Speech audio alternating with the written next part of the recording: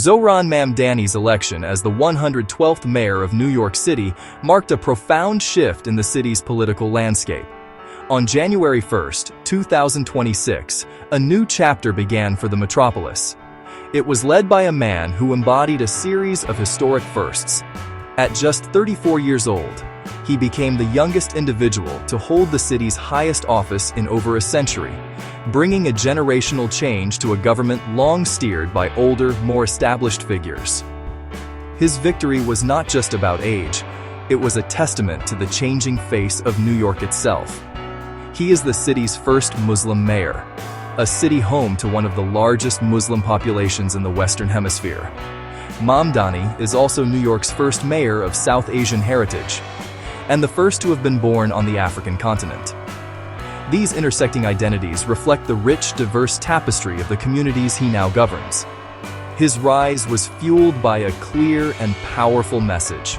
It resonated with many New Yorkers who felt left behind by soaring costs and growing inequality. He campaigned not as a traditional politician, but as a democratic socialist, promising to use the levers of government to create a more just and affordable city, from the Bronx to Staten Island. The journey to Gracie Mansion was unconventional. It was built on grassroots organizing and a progressive platform, a platform many in the political establishment initially dismissed.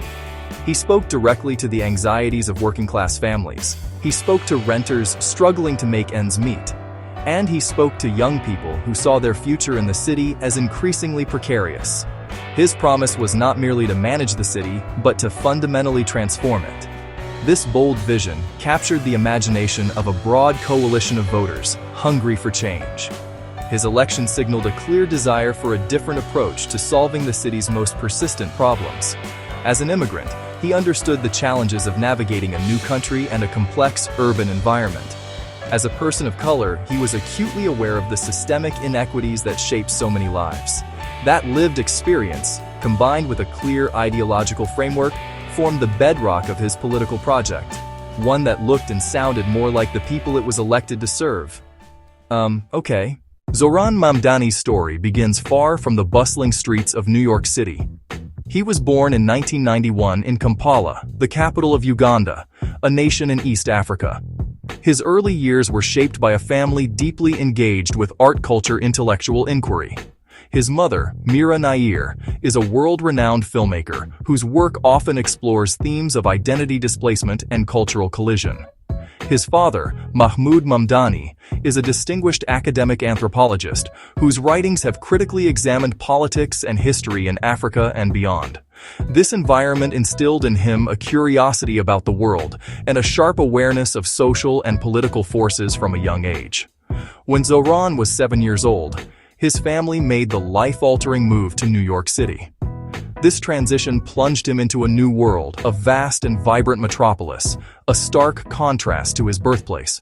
He had to learn a new culture, adapt to a new school system, and navigate life as an immigrant child in one of the world's most dynamic urban centers. This experience of being an outsider who had to find his place would later inform his understanding of the city's diverse communities and the challenges many of its residents face in feeling a sense of belonging.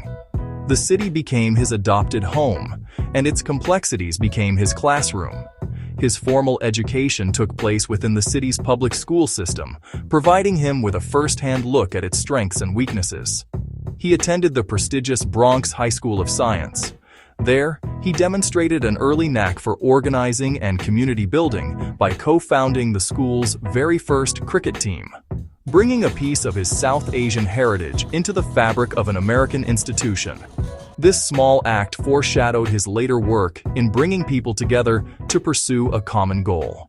You know, that's important. After completing his college education in 2014, Zohran Mamdani returned to New York City not to pursue a career in film or academia like his parents, but to work directly with people in his community. He took a job that placed him on the front lines of the city's housing crisis. He became a foreclosure prevention counselor in the borough of Queens, a role that brought him face-to-face with the harsh realities of economic distress. His daily work involved helping homeowners, many of them immigrants, and working-class families. He saw how predatory lending, sudden job loss, or a medical emergency could push a family to the edge. Mamdani has often said that this experience was the primary inspiration for his decision to enter public office.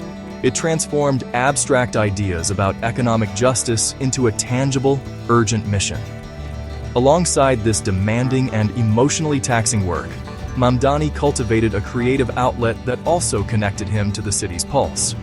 He became active in the local hip-hop scene, performing as a rapper under the monikers Young Cardamom and later Mr. Cardamom. His music was another way for him to tell stories, exploring themes of identity, life in the city, and the struggles of ordinary people. This side hustle was not just a hobby, it was a way of engaging with culture and community on a different level. It showed a different side of a man who was deeply engaged with the world around him. He was not an outsider looking in.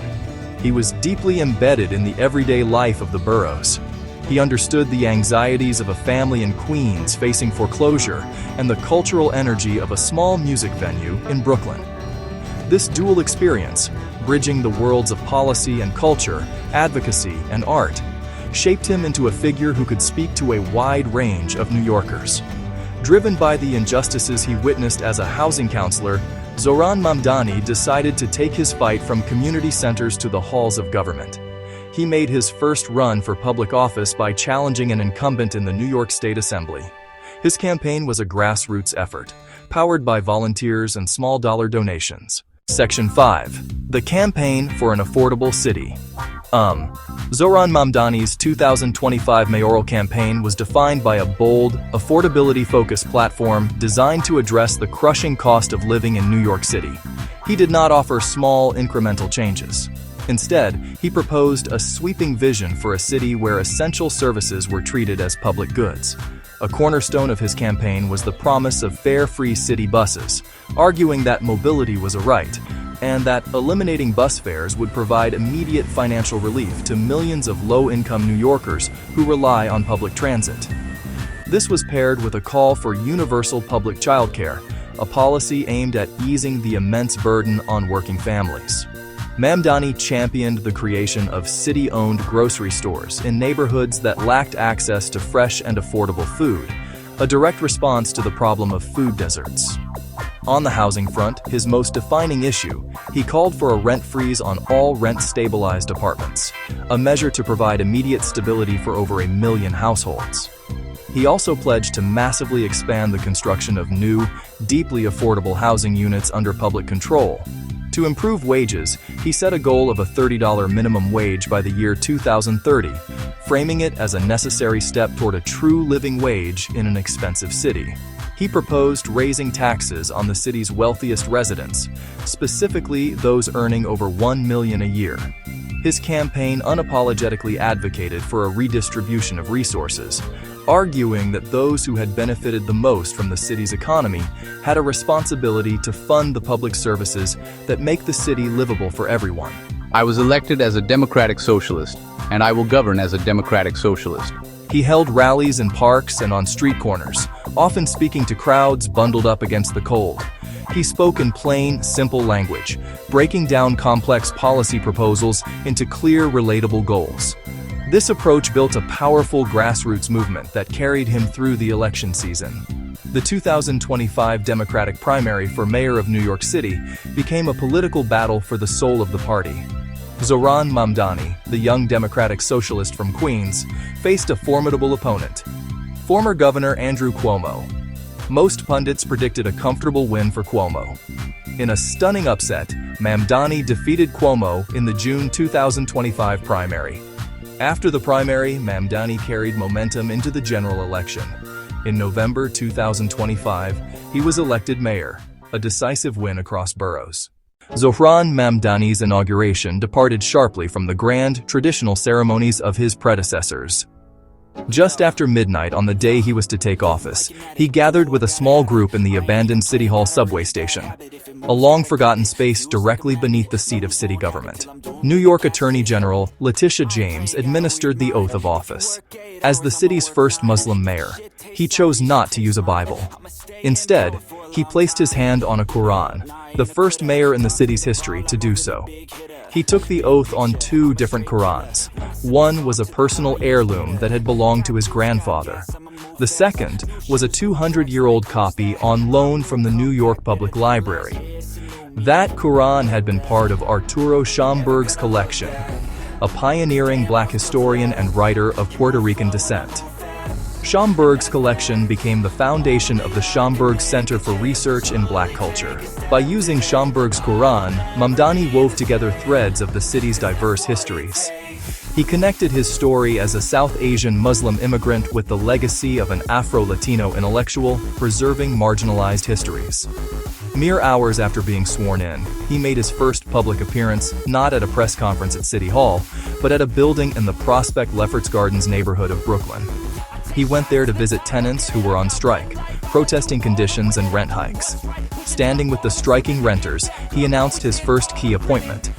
C. Weaver, named director of the city's tenant office. One of his first 4 executive orders appointed his 5 deputy mayors. Another executive order immediately revoked all executive orders issued by his predecessor between September 26, 2024 and December 31, 2025. With a single signature, Mamdani wiped the slate clean, severing his administration from the legal and political chaos of the recent past. He appointed a high-profile transition committee co-chaired by Grace Bonilla and Lena Khan, signaling effective governance and strong consumer protection. Mamdani named Dean Fuleihan as his first deputy mayor. He selected Ella Biscard Church as chief of staff, blending seasoned insiders with the architects of his victory. Mayor Zohran Mamdani enters office with a clear and ambitious mandate for change. Universal free childcare, a fare-free bus system, a major expansion of public housing. The primary hurdle is financial. He has been forthright about raising taxes on New York's highest earners, a plan certain to face fierce opposition. He must navigate City Council, Albany, and federal partners, building coalitions to move his agenda forward. Despite the challenges, his election represents profound hope and possibility for many New Yorkers. His story, from Kampala to Queens, from housing advocate to mayor, embodies a new kind of political journey. The coming years will test whether his ambitious vision can withstand the pressures of governing, and whether his promise of a fairer New York can become a reality,